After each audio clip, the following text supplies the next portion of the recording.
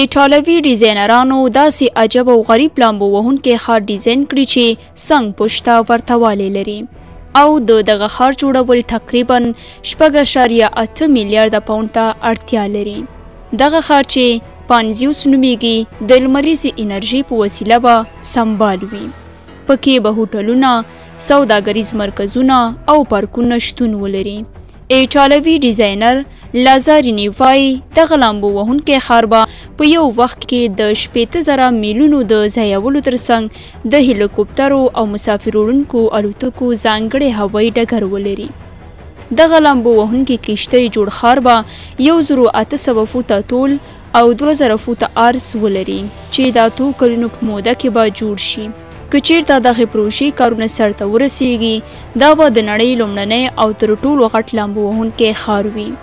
د دې ښار د ډیزاین انجینران غوښتنه لري چې د دې پروژې د جوړولو لپاره باید ځانګړی ځای چې پریمانه اوبه ولري انتخاب شي ترڅو د کښتۍ انجینران په اسانۍ سره خپل کارونه پکې سرته ورسوي.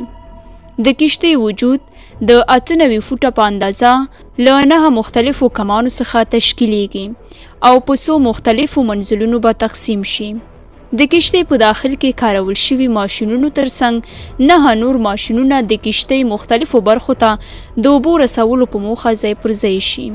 دوی زیاتوي دغه کښتۍ به د جتداریو ګیر څخه په استفادې 15 ګیره سرعت په اندازه به حرکت ولري. د کښتۍ لوړ او غټ وزرونه د اوبو پر سطحه هم مهاله د بحرونو د لوی څپو د رامنځته کېدو په وخت کې د کښتۍ تعادل وساتي.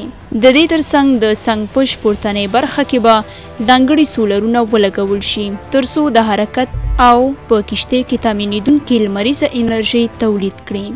دغه کښتۍ کې به د اوسېدو ځانګړي VIP کورونه او ځانګړي سلطنتي اپارتمانونه شتون ولري چې د همدې کورونو پلورل به د دې کښتۍ یوه عایداتي سرچینه وي.